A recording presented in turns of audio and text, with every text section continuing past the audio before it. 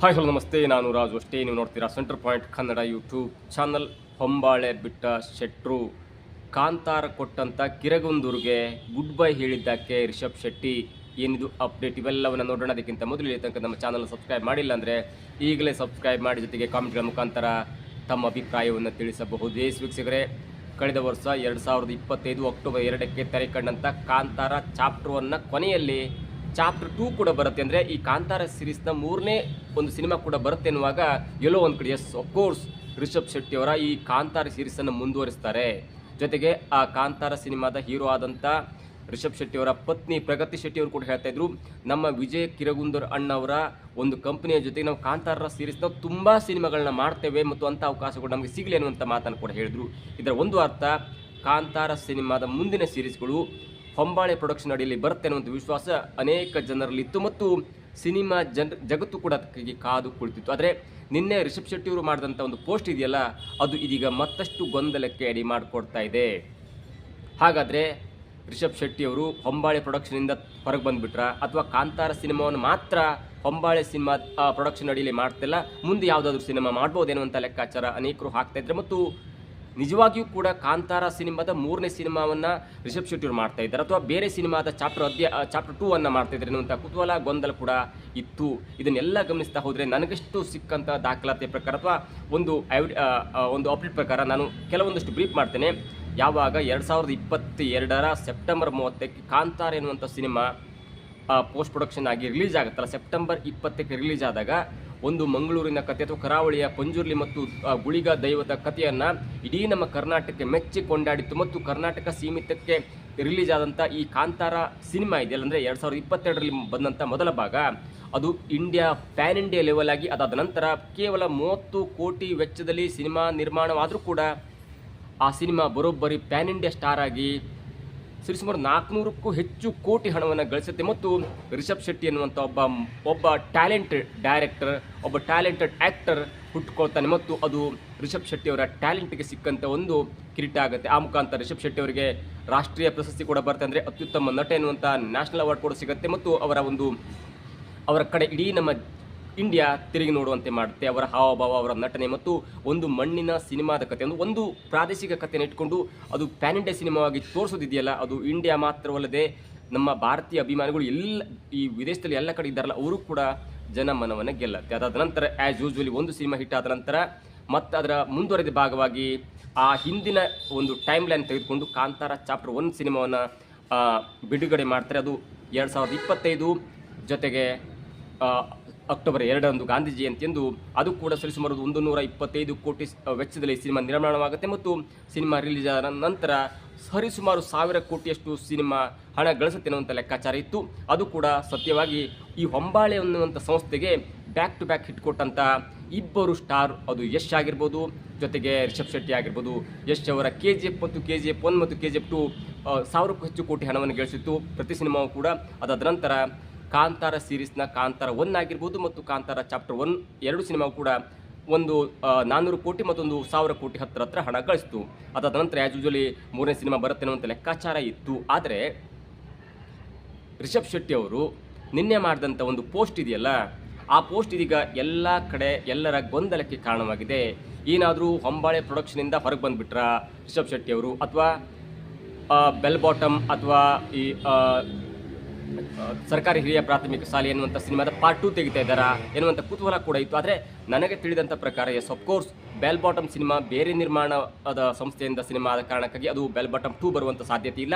ಆ ಸಿನಿಮಾ ಏನಾದರೂ ಬರಬೇಕಂದ್ರೆ ಅದು ಅವರದ್ದೇ ಆದಂಥ ಒಂದು ಟೀಮ್ ಇದೆ, ಅಂದರೆ ಆ ಸಿನಿಮಾದ ಒಂದು ನಿರ್ದೇಶಕರಿದ್ದಾರೆ ಮತ್ತು ಕಥೆಗಾರಿದ್ದಾರೆ. ಅವರು ಕಥೆಯನ್ನು ಬರೆದ್ರೆ ಅಲ್ಲಿ ರಿಷಬ್ ಶೆಟ್ಟಿ ಆ್ಯಕ್ಟ್ ಮಾಡ್ಬೋದು. ಆದರೆ ರಿಷಬ್ ಶೆಟ್ಟಿಯಲ್ಲಿ ಕೇವಲ ಆ್ಯಕ್ಟನ್ನು ಮಾಡುವಂಥ ಚಾನ್ಸಸ್ ಇದೆ ಹೊರತು ಅಲ್ಲಿ ಕತೆ ಬರಲಿಕ್ಕಾಗಲಿ ಅಥವಾ ರಿಷಬ್ ಶೆಟ್ಟಿಯ ಒಂದು ನಿರ್ಮಾಣ ಸಂಸ್ಥೆಯಲ್ಲಿ ಆ ಚಿತ್ರಗಳು ತೆರೆ ಬರುವುದು ಕಷ್ಟ ಸಾಧ್ಯ. ಇನ್ನು ಸರ್ಕಾರಿ ಹಿರಿಯ ಪ್ರಾಥಮಿಕ ಶಾಲೆಯ ಭಾಗ 2 ಬರಲಿಕ್ಕೆ ಬರಬಹುದೆನ್ನುವಂಥ ಲೆಕ್ಕಾಚಾರ ಕೂಡಿದ್ರು ಅದು ಸದ್ಯದ ಮಟ್ಟಿಗೆ ತೀರಾ ವಿರಳ ಅಂತ ಹೇಳ್ಬೋದು. ಯಾಕಂದರೆ ಸರ್ಕಾರಿ ಹಿರಿಯ ಪ್ರಾಥಮಿಕ ಶಾಲೆ ಎನ್ನುವಂಥ ಒಂದು ಪ್ರಾದೇಶಿಕ ಕಥೆಯನ್ನು ಇಟ್ಕೊಳ್ಳೋದು ನ್ಯಾಷನಲ್ ಲೆವೆಲ್ಗೆ ರೀಚ್ ಮಾಡಿಸಿ ಅದು ಕೂಡ ಹಿಟ್ಟಾಗಿ ಒಂದು ಹಂತಕ್ಕೆ ಅದು ಹಿಟ್ಟಾದರೂ ಕೂಡ ಅದು ಮಾಸ್ ಆಡಿಯನ್ಸನ್ನು ರೀಚ್ ಆಗುತ್ತಾ, ಯಾಕಂದರೆ ಈಗಿರುವ ರಿಷಬ್ ಶೆಟ್ಟಿಯವರ ಒಂದು ಇಮೇಜಿಗೆ ಅದು ರೀಚ್ ಆಗುತ್ತೆ ಅನ್ನುವಂಥ ಒಂದು ಅನುಮಾನ ಕೂಡ ಕಾಡ್ತಾ ಇದೆ. ಹಾಗಾಗಿ ರಿಷಬ್ ಶೆಟ್ಟಿಯವರು ಆ ಅಧ್ಯಾಯವನ್ನು ಇಲ್ಲಿಂದ ಸ್ಟಾರ್ಟ್ ಮಾಡಲಿಕ್ಕೆ ಸಾಧ್ಯವಿಲ್ಲ. ಯಾಕಂದರೆ ನಿಮಗೆ ಮಕ್ಕಳ ಸಿನಿಮಾವನ್ನು ಅಷ್ಟೊಂದು ಅಪ್ ಆ್ಯಂಡ್ ಡೌನ್ ಮಾಡಲಿಕ್ಕೆ ಸಾಧ್ಯ ಆಗಲ್ಲ. ಹಾಗಾಗಿ ಅದು ಕೂಡ ಕಷ್ಟ ಸಾಧ್ಯ. ಇನ್ನು ಅವರು ಹೇಳಿದಂತೆ ಅಧ್ಯಾಯ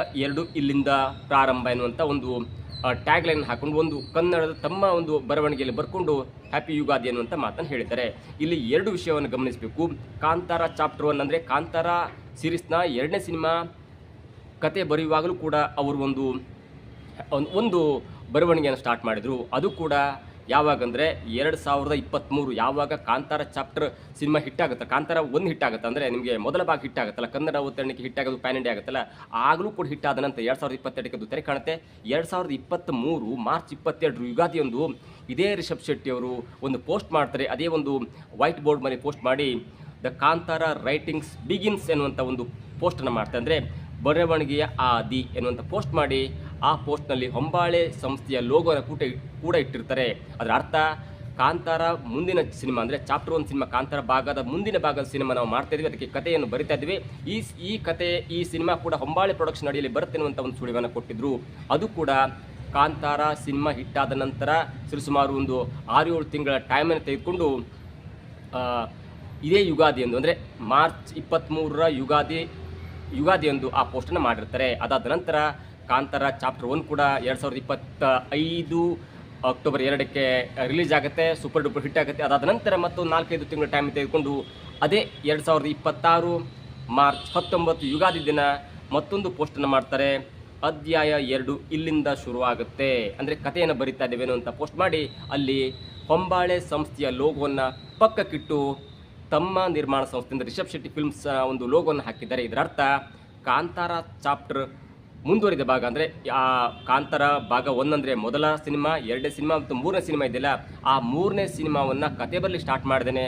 ಆ ಸಿನಿಮಾ ನನ್ನ ನಿರ್ಮಾಣ ಸಂಸ್ಥೆಯಲ್ಲಿ ಪ್ರೊಡಕ್ಷನ್ ಆಗುತ್ತೆ, ಅದು ನಿರ್ಮಾಣವಾಗುತ್ತೆ ಅನ್ನುವಂಥ ಸುಳಿವನ್ನು ಕೊಟ್ಟಿದ್ದಾರೆ.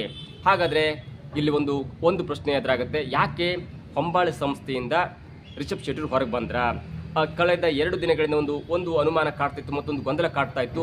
ರಿಷಬ್ ಶೆಟ್ಟಿ ಅವರು ಹೊಂಬಾಳೆ ಪ್ರೊಡಕ್ಷನ್ನ ಒಂದು ಫೇಸ್ಬುಕ್ ಪೇಜ್, ಇನ್ಸ್ಟಾಗ್ರಾಮ್ ಪೇಜನ್ನು ಅನ್ಫಾಲೋ ಮಾಡಿದ್ದಾರೆ, ಇನ್ಸ್ಟಾಗ್ರಾಮ್ ಪೇಜನ್ನು ಅನ್ಫಾಲೋ ಮಾಡಿದ್ದಾರೆ ಅಂತ ಒಂದು ಮಾತುಕತೆ ಗೊಂದಲ ಕೂಡ ಇತ್ತು. ಅದರ ಒಂದು ಗಂಟೆಗಳ ಕಾಲದ ಅವಧಿಯಲ್ಲಿ ಇದೀಗ ರಿಷಬ್ ಶೆಟ್ಟಿ ಅವರು ತಮ್ಮ ಫೇಸ್ಬುಕ್ ಪೇಜ್ನಲ್ಲಿ ಅಧ್ಯಾಯ 2 ಇಲ್ಲಿಂದ ಶುರು ಅನ್ನುವಂಥ ಪೋಸ್ಟನ್ನು ಹಾಕಿ ಆ ಗೊಂದಲವನ್ನು ಮತ್ತಷ್ಟು ಹೆಚ್ಚಿಗೆ ಮಾಡಿದ್ದಾರೆ. ಇದರ ಅರ್ಥ ಅಷ್ಟೇ, ರಿಷಬ್ ಶೆಟ್ಟಿ ಅವರು ಕಾಂತಾರ ಸೀರೀಸ್ನ 3ನೇ ಸಿನಿಮಾವನ್ನು ಹೊಂಬಾಳೆ ಪ್ರೊಡಕ್ಷನ್ನಲ್ಲಿ ಅಲ್ಲದೆ ತಮ್ಮ ನಿರ್ಮಾಣ ಸಂಸ್ಥೆಯಲ್ಲಿ ಮಾಡ್ತಾರೆ ಅನ್ನೋದು ಪಕ್ಕ ಆಗಿದೆ. ಮುಂದಿನ ಒಂದು 5-6 ತಿಂಗಳಲ್ಲಿ ಕತೆ ಪೂರ್ಣವಾದ ನಂತರ ಅವರು ಪೋಸ್ಟ್ ಪ್ರೊಡಕ್ಷನ್ ಅಂದರೆ ಪ್ರೀ ಪ್ರೊಡಕ್ಷನ್ ಮತ್ತು ಪೇಪರ್ ವರ್ಕ್, ಟೇಬಲ್ ವರ್ಕ್ ಎಲ್ಲ ಮುಗಿಸ್ಕೊಂಡು ಈ ವರ್ಷದ ಕೊನೆಯಲ್ಲಿ ಅವರು ಸಿನಿಮಾ ಕೂಡ ಮಾಡಬಹುದು ಅಥವಾ ಶೂಟಿಂಗ್ ಕೂಡ ಮಾಡಬಹುದು. ಈಗ ಸದ್ಯದ ಮಟ್ಟಿಗೆ ಅವರ ಹತ್ರ ಒಂದು ಸಿನಿಮಾ ಇದೆ, ಜೈ ಹನುಮಾನ್ ಎನ್ನುವಂಥ ಒಂದು ಪ್ಯಾನ್ ಇಂಡಿಯಾ ಸಿನಿಮಾ ಇದೆ, ಅದರಲ್ಲೂ ಕೂಡ ಆ್ಯಕ್ಟ್ ಮಾಡಬಹುದು. ಜೊತೆಗೆ ಇದರ ಒಂದು ನಿರ್ಮಾಣದ ಕಾರ್ಯ ಅಥವಾ ಈ ಪ್ರೀ ಪ್ರೊಡಕ್ಷನ್ ಕೆಲಸ ಕೂಡ ಮಾಡಬಹುದು. ಇನ್ನು ಯಾಕೆ ರಿಷಬ್ ಶೆಟ್ಟಿಯವರು ಹೊಂಬಾಳೆ ಪ್ರೊಡಕ್ಷನ್ನಿಂದ ಹೊರಗೆ ಬಂದರು ಎನ್ನುವುದನ್ನು ನಾನು ಸಂಕ್ಷಿಪ್ತವಾಗಿ ಹೇಳ್ತಾ ಹೋದರೆ, ಈಗ ಹೊಂಬಾಳೆ ಪ್ರೊಡಕ್ಷನ್ ಎನ್ನುವುದು ಅದು ಕೇವಲ ಸಿನಿಮಾ ಸಂಸ್ಥೆಯಾಗಿ ಉಳಿದಿಲ್ಲ, ಅದು ಬೇರೆ ಡೆವಲಪರ್ ಆಗಿ ಇದೆ, ಅದು ಬೇರೆ ಬೇರೆ ಉದ್ಯಮದಲ್ಲಿ ಕೂಡ ಅವರು ತೋರಿಸ್ಕೊಂಡಿದ್ದಾರೆ. ಮುಂದಿನ 10-6 ವರ್ಷಗಳಲ್ಲಿ ಅವರು 3,000-4,000 ಕೋಟಿಯಷ್ಟು ಹಣವನ್ನು ಅವರು ಸಿನಿಮಾಗಾಗಿ ತೆಗೆದು ಇಟ್ಟಿದ್ದಾರೆ. ಅವರ ಒಂದು ಸಿನಿಮಾ ಜರ್ನಿ ನೋಡ್ತಾ ಇದ್ದಾರೆ, ಈ ಹೊಂಬಾಳೆ ಪ್ರೊಡಕ್ಷನ್ನ ಒಂದು ಸಿನಿಮಾ ಜರ್ನಿ ನೋಡ್ತಾರೆ. ಅವರು ರಾಜ್ಕುಮಾರ್ ಎನ್ನುವಂಥ ಕನ್ನಡ ಸಿನಿಮಾ ಹಿಟ್ ಮಾಡಿದ್ದಾರೆ, ಅಥವಾ ಹಿಟ್ ಸಿನಿಮಾ ಕೊಟ್ಟಂಥ ಖ್ಯಾತಿ ಇದೆ. KGF 1, KGF 2 ಕೊಟ್ಟಂಥ ಒಂದು ಖ್ಯಾತಿ ಇದೆ. ಸಲಾರ್ ಸಿನಿಮಾ ಮಾಡಿದರೆ, ಮಹಾ ಅವತಾರ ನರಸಿಂಹ ಎನ್ನುವಂಥ ಒಂದು ಸಿನಿಮೆಟಿಕ್ 3D ಎಕ್ಸ್ಪೀರಿಯನ್ಸ್ ಕೊಟ್ಟಂಥ ಒಂದು ಖ್ಯಾತಿ ಅವರಿಗಿದೆ. ಮುಂದಿನ ದಿನಗಳಲ್ಲಿ ಋತಿಕ್ ರೋಷನ್ ಅವರ ಜೊತೆ ಒಂದು ಸಿನಿಮಾ ಇದೆ, ಸಲಾರ್ ಪಾರ್ಟ್ 2 ಬರಬಹುದು. ಮತ್ತು 3 ಸಿನಿಮಾವನ್ನು ಪ್ರಭಾಸ್ ಜೊತೆ ಅವರು ಒಪ್ಪಂದ ಮಾಡ್ಕೊಂಡಿದ್ದಾರೆ ಅನ್ನುವಂಥ ವಿಷಯ ಕೂಡ ಇದೆ. ಜೊತೆಗೆ ಕನ್ನಡದ ನಟ ನಿರ್ದೇಶಕರಾದಂಥ ರಕ್ಷಿತ್ ಶೆಟ್ಟಿ ಅವರ ಜೊತೆ ಕೂಡ ರಿಚರ್ಡ್ ಆಂಟನಿ ಸಿನಿಮಾ ಮಾತುಕತೆಯಲ್ಲಿದೆ. ಅದು ಯಾವ ಮಟ್ಟಿಗೆ ಆಗುತ್ತೆ ಹೋಗುತ್ತೆ ಅದು ಕೂಡ ಲೆಕ್ಕಕ್ಕೆ ಸಿಗಲ್ಲ. ಇನ್ನು ಯಾಕೆ ಹೊಂಬಾಳೆ ಪ್ರೊಡಕ್ಷನ್ ಅವರು ಈ ಚಾಪ್ಟರ್ 1, ಚಾಪ್ಟರ್ 2 ಆದ ನಂತರ ಚಾಪ್ಟರ್ 3ಗೆ ಯಾಕೆ ಮನ್ಸು ಮಾಡ್ತಾ ಇಲ್ಲ ಅನ್ನೋದನ್ನು ಗಮನಿಸ್ತಾ ಹೋದರೆ, yes of course KGF 1, KGF 2 hit ಆಗಿತ್ತು, ಆದರೆ KGF 3 ಮಾಡಲಿಕ್ಕೆ ಅವ್ರಿಗೆ ಇಷ್ಟ ಇರಲಿಲ್ಲ. ಯಾಕಂದರೆ ಒಂದು ಸಿನಿಮಾ ಹಿಟ್ ಆದ ನಂತರ ಅದಕ್ಕೆ ದುಂಬಾಲು ಬಿದ್ದು 2ನೇ ಸಿನಿಮಾ ಮಾಡಲಿಕ್ಕೆ ಮನಸ್ಸಿರಲ್ಲ ಅವ್ರಿಗೆ, ಹೊಂಬಾಳೆ ಸಂಸ್ಥೆಯವ್ರಿಗೆ. ಯಾಕಂದರೆ ಅದು ನಿರ್ಮಾಣ ಸಂಸ್ಥೆಗೆ ಒಂದು ಸ್ವಲ್ಪ ಕೆಟ್ಟ ಹೆಸರು ಬರುತ್ತೆ, ಏನು ಸೀರೀಸ್ ಮೇಲೆ ಸೀರೀಸ್ ಮಾಡ್ತಾರೆ, ಹಿಟ್ಟನ್ನು ತೆಗೆದುಕೊಂಡು ಅದರ ಒಂದು ಲಾಭವನ್ನು ಪಡ್ಕೊಳ್ತಾರೆ ಅನ್ನುವಂಥ ಒಂದು ಆಪಾದನೆ ಬರುತ್ತೆ ಎನ್ನುವಂಥ ಕಾರಣಕ್ಕೆ ಅವರು ಸೀರೀಸ್ ಮೇಲೆ ಸೀರೀಸ್ ಮಾಡ್ತಿಲ್ಲ. ಆದರೆ KGF ಹಿಟ್ ಆದ ನಂತರ ಅವರಿಗೊಂದು ಸ್ವಲ್ಪ ಗ್ರಿಪ್ ಸಿಗುತ್ತೆ, ತಮ್ಮ ಸಂಸ್ಥೆಯನ್ನು ಪ್ಯಾನ್ ಇಂಡಿಯಾ ಮಾಡಬೇಕನ್ನೋಂಥ ಒಂದು ಗ್ರಿಪ್ ಸಿಕ್ಕಾಗ KGF 2 ಮಾಡ್ತಾರೆ. ಅದಾದ ನಂತರ Kantara cinema super duper hit ಆಗುತ್ತೆ, ಅಂದರೆ ನಮ್ಮ ಕನ್ನಡದಲ್ಲಿ ರಿಲೀಸ್ ಆದ ಕಾಂತಾರ 2022ರಲ್ಲಿ ಆದ ನಂತರ. ಆದರೆ ರಿಷಬ್ ಶೆಟ್ಟಿ ಅವರು ಒತ್ತಾಯಕ್ಕೆ ಮಾಡಿದ್ದು ಕಾಂತಾರ ಚಾಪ್ಟರ್ 1 ಮಾಡಿದ್ದಾರೆ ಅಂತ ಕೂಡ ಮಾತು ಕೂಡ ಕೇಳಿ ಬರ್ತಿದೆ. ಆದರೆ ಅದರ ಬಗ್ಗೆ ಅಷ್ಟು ಒಲವಿರಲಿಲ್ಲ ಎನ್ನುವಂಥ ಮಾತು ಕೇಳಿಬಂತು. ಮತ್ತು ಜೊತೆಗೆ ಈ ಸಿನಿಮಾ ಜಗತ್ತಿನಲ್ಲಿ ಮಾತನಾಡ್ಕೊಳ್ಳೋರು ಇಲ್ಲ ಕಾಂತಾರ ಮೊದಲ ಭಾಗ ಇಷ್ಟ ಆಗಿತ್ತು, ಆದರೆ ಎರಡನೇ ಭಾಗ ಇಷ್ಟ ಆಗಿಲ್ಲ ಅನ್ನುವಂಥ ಮಾತು ಕೂಡ ಹೇಳ್ತಾ ಇದ್ರು. ಆದರೆ ಈ ಕಾಸ್ಟ್ ವೈಸ್ ಮತ್ತು ಪ್ರೊಡಕ್ಷನ್ ವೈಸ್ ಮತ್ತು ಲಾಭದ ದೃಷ್ಟಿಯಿಂದ ಎರಡು ಸಿನಿಮಾ ಕೂಡ ದೊಡ್ಡ ಹಿಟ್ ಆಗಿತ್ತು. ಮುಂದಿನ ಭಾಗದಲ್ಲಿ ಅವರು ಸಲಾರ್ ಸಿನಿಮಾವನ್ನು ಕೂಡ ಮಾಡಿದ್ರು ಕೂಡ ಸಲಾರ್ ಪಾರ್ಟ್ 2 ಮಾಡಲಿಕ್ಕೆ ಅವರಿಗೆ ಮನಸ್ಸಿಲ್ಲ ಮತ್ತು ಅದು ಕೂಡ ಶೂಟಿಂಗ್ ಆಗಿಲ್ಲ. ಹೀಗಾಗಿ ಅವರಿಗೆ ಪಾರ್ಟ್ 2 ಮತ್ತು ಪಾರ್ಟ್ 3ಗಳ ಮೇಲೆ ಅಷ್ಟು ಮನಸ್ಸನ್ನು ಮಾಡ್ತಾ ಇಲ್ಲ. ಜೊತೆಗೆ ಕಾಂತಾರ ಸೀರೀಸ್ನ ಸಿನಿಮಾಕ್ಕೂ ಮತ್ತು ಅವರ ಪ್ರೊಡಕ್ಷನ್ ಸಂಸ್ಥೆಯಲ್ಲಿ ಬರ್ತಾ ಇರುವಂಥ ಈ ಮಹಾ ಅವತಾರ ನರಸಿಂಹ ಎನ್ನುವಂಥ ಈ ಮಹಾ ಅವತಾರ್ ಸಿನಿಮ್ಯಾಟಿಕ್ ಯೂನಿವರ್ಸ್ ಎನ್ನುವಂಥ 7 ಸಿನಿಮಾಗಳು ಇದೀಗ ರಿಲೀಸ್ಗೆ ಡೇಟ್ ಕೂಡ ಫಿಕ್ಸ್ ಆಗಿದೆ. ಅವರ ಒಂದು ನಿರ್ಮಾಣ ಸಂಸ್ಥೆಯಲ್ಲಿ ಈ 3D ಸಿನಿಮಾಗಳು ಬರ್ತಾ ಇದೆ, ಅಂದರೆ ಅನಿಮೇಟೆಡ್ ಸಿನಿಮಾ ಅಂತಾರಲ್ಲ ಅಂಥ ಒಂದು ಸಿನಿಮಾ ಕೂಡ ಬರ್ತದೆ. ಈಗಾಗಲೇ ಒಂದು ಸಿನಿಮಾ ಮಹಾ ಅವತಾರ ನರಸಿಂಹ ಎನ್ನುವಂಥ ಒಂದು ಟೈಟಲ್ ಅಡಿಯಲ್ಲಿ ಜುಲೈ 25ಕ್ಕೆ 2025ಕ್ಕೆ ಅಂದರೆ ಕಳೆದ ವರ್ಷ ರಿಲೀಸ್ ಆಗಿತ್ತು. ಅದು ಕೂಡ ಸುಮಾರು 300-400 ಕೋಟಿಯಷ್ಟು ಹಣವನ್ನು ಗಳಿಸಿತ್ತು. ಅದು 3D ಸಿನಿಮಾ ಅಂದರೆ ಮುಂದಿನ ಜಗತ್ತು, ಮುಂದಿನ ನಮ್ಮ ಜನ ಏನು ನೋಡ್ಬೋದು ಎನ್ನುವಂಥ ಒಂದು ಗುರಿಯನ್ನು ಇಟ್ಕೊಂಡು ಅವರು ಅನಿಮೇಟೆಡ್ ಸಿನಿಮಾ ಕಡೆ ಅವರು ಮುಖ ಮಾಡಿದ್ದಾರೆ. ಈ ಸೀರೀಸ್ನ ಮುಂದುವರಿದ ಭಾಗವಾಗಿ ಈಗಾಗಲೇ 7 ಸಿನಿಮಾಗಳು ಕೂಡ ಒಪ್ಪಂದ ಆಗಿದೆ. ಒಂದು ನಿರ್ಮಾಣ ಸಂಸ್ಥೆಯ ಅಡಿಯಲ್ಲಿ 7 ಸಿನಿಮಾವನ್ನು ಮಾಡಲಿಕ್ಕೆ ಒಪ್ಪಂದ ಆಗಿದೆ. ಅದರ ಯಾವ್ಯಾವ ರಿಲೀಸ್ ಆಗುತ್ತೆ ಎಲ್ಲವೂ ಕೂಡ ಅವರು ಬ್ರೀಫ್ ಮಾಡಿದ್ದಾರೆ. ಈಗಾಗಲೇ ಒಂದು ಸಿನಿಮಾ ರಿಲೀಸ್ ಆಗಿದೆ, ಮಹಾ ಅವತಾರ ನರಸಿಂಹ ಎನ್ನುವಂಥ ಒಂದು ಹೆಸರಿನಲ್ಲಿ ಒಂದು ಸಿನಿಮಾ ರಿಲೀಸ್ ಆಗಿದೆ. ಅದಾದ ನಂತರ ಮಹಾ ಅವತಾರ ಪರಶುರಾಮ ಕೂಡ ಬರುತ್ತೆ, ಅದು 2027ಕ್ಕೆ ರಿಲೀಸ್ ಆಗುತ್ತೆ. ಅದಾದ ನಂತರ ಮಹಾ ಅವತಾರ ರಘುನಂದನ್ ಬರುತ್ತೆ, ಅದು 2029ಕ್ಕೆ ರಿಲೀಸ್ ಆಗುತ್ತೆ. ಅದಾದ ನಂತರ ಮಹಾ ಅವತಾರ ದ್ವಾರಕಾಧೀಶ ಎನ್ನುವಂಥ ಒಂದು ಸಿನಿಮಾ ಬರುತ್ತೆ, ಅದು 2031 ರಿಲೀಸ್ ಆಗುತ್ತೆ. ಮಹಾ ಅವತಾರ ಗೋಕುಲಾನಂದ ಎನ್ನುವಂಥ ಒಂದು ಸಿನಿಮಾ ಬರುತ್ತೆ, ಅದು 2033 ರಿಲೀಸ್ ಆಗುತ್ತೆ. ಮಹಾ ಅವತಾರ ಕಲ್ಕಿ ಎನ್ನುವಂಥ ಒಂದು ಸಿನಿಮಾ ಬರುತ್ತೆ, ಪಾರ್ಟ್ 1 ಸಿನಿಮಾ ಬರುತ್ತೆ, ಅದು 2035 ರಿಲೀಸ್ ಆಗುತ್ತೆ.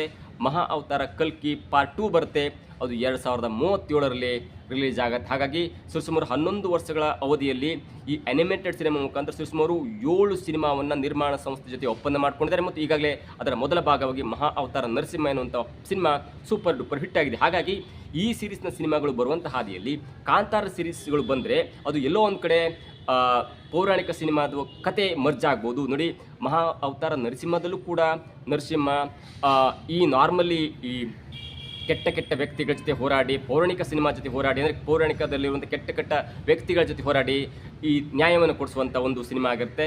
ಇಲ್ಲೂ ಕೂಡ ಕಾಂತಾರದಲ್ಲೂ ಕೂಡ ನೀವು ಈಗಿನ ಜನರೇಷನ್ ಸಿನಿಮಾ ಅಂತ ಇಟ್ಕೊಂಡ್ರೂ ಕೂಡ ಪಂಜುರ್ಲಿ ಮತ್ತು ಗುಳಿಗ ದೈವಗಳು ಈ ಕೆಟ್ಟ ಕೆಲಸ ಮಾಡ್ತಿರುವಂಥ ಬೇರೆ ವ್ಯಕ್ತಿಗಳನ್ನ ಮಟ್ಟ ಹಾಕಿ ಜನರಿಗೆ ನ್ಯಾಯ ಕೊಡಿಸುವಂಥ ಒಂದು ಕೆಲಸವನ್ನು ಮಾಡ್ತಾರೆ. ಹಾಗಾಗಿ ಎಲ್ಲೋ ಒಂದು ಕಡೆ ಈ ಮಹಾ ಅವತಾರ ಸೀರೀಸ್ ಮತ್ತು ಕಾಂತಾರ ಸೀರೀಸ್ನ ಕಥೆಗಳು ಎಲ್ಲೋ ಒಂದು ಕಡೆ ಮ್ಯಾಚ್ ಆಗ್ಬೋದು ಎನ್ನುವಂಥ ದೃಷ್ಟಿಯಲ್ಲಿ ಕಿರಗುಂದೂರ್ ಅವರು ಕೂಡ ಇಲ್ಲ, ನೀವು ಈ ಸಿನಿಮಾವನ್ನು ನೀವು ಮಾಡಬಹುದು ಮತ್ತು ನಿಮ್ಮ ಪ್ರೊಡಕ್ಷನ್ ಮಾಡ್ಕೊಳ್ಳಿ, ನಮ್ಮ ಪ್ರೊಡಕ್ಷನ್ಲಿ ಇಂಥದ್ದೇ ಒಂದು ಸೀರೀಸ್ ಬರ್ತಾ ಇದೆ, ಅದು ಅನಿಮೇಟೆಡ್ ಸಿನಿಮಾ ಬರ್ತದೆ. ಹಾಗಾಗಿ ನಾನು ಮತ್ತೆ ಈ ಕಾಂತಾರ ಸೀರೀಸ್ನ ಸಿನಿಮಾಗಳು ಮಾಡಿದ್ರೆ ಎಲ್ಲೋ ಒಂದು ಕಡೆ ನಾನು ಈಗಾಗಲೇ ಮಾಡ್ಕೊಂಡ ಒಪ್ಪಂದ ಈ ನರಸಿಂಹ ಸೀರೀಸ್ ಆಗಿರ್ಬೋದು ಅಥವಾ ಈ ನಿಮ್ಮ ಕಾಂತಾರ ಸೀರೀಸ್ಗೆ ಮರ್ಜ್ ಆಗ್ಬೋದು ಅನ್ನೋಂಥ ಕಾರಣಕ್ಕಾಗಿ ಒಂದು ಒಪ್ಪಂದದ ಮುಖಾಂತರ, ಒಂದು ಮಾತುಕತೆಯ ಮುಖಾಂತರ ಇಲ್ಲ, ನೀವು ಕಾಂತಾರ ಸೀರೀಸ್ನ ಸಿನಿಮಾವನ್ನು ನೀವು ಸ್ವಂತ ಪ್ರೊಡಕ್ಷನ್ಲಿ ಮಾಡ್ಕೊಳ್ಬೋದು.